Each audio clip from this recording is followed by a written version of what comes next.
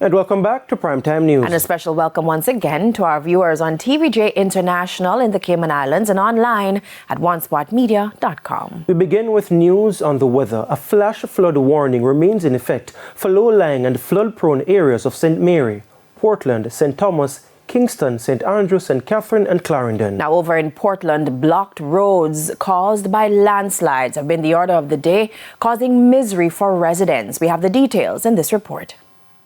The hurricane season ends in just 4 days, but it is not ending quietly, and the people of Portland are feeling the brunt of the inclement weather. Each day seemingly brings a new disaster site. Sunday was a breakaway in Bangor Ridge. Tuesday, a major landslide along Coopers Hill Road. The landslide blocked a part of the main road. Until work crews arrive, the community can't be accessed by vehicles. Anne-Marie Vaz is MP for Eastern Portland. What we are seeing is that we are having landslides now all across the constituency. As a matter of fact, it's across the parish because it started in West Portland from earlier in the week, and now we are experiencing similar situations. Coopers Hill is blocked. We are waiting on a tractor to clear this critical road, which is the road to the hospital.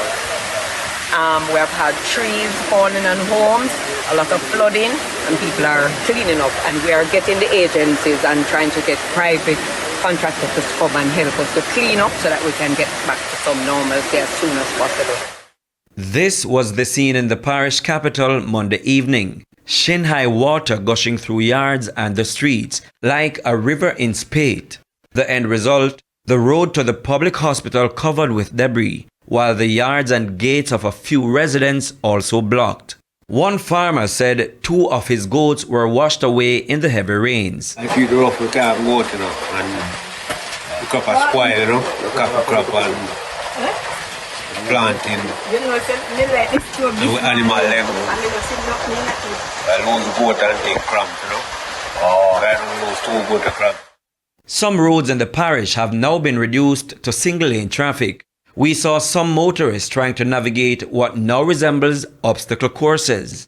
Other motorists, though, have not ventured out, which has had an impact on schools. Teacher can't go to school, children can't leave go to put and to school, and things like that.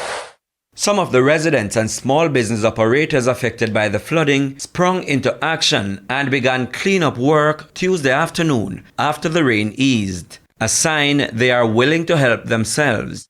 But they say they need some help from the state. Look what I go on now. You see here, sir?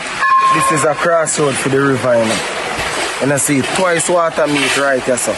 So you see, not until the government build a grind from down there forward up, the community now stop flood out.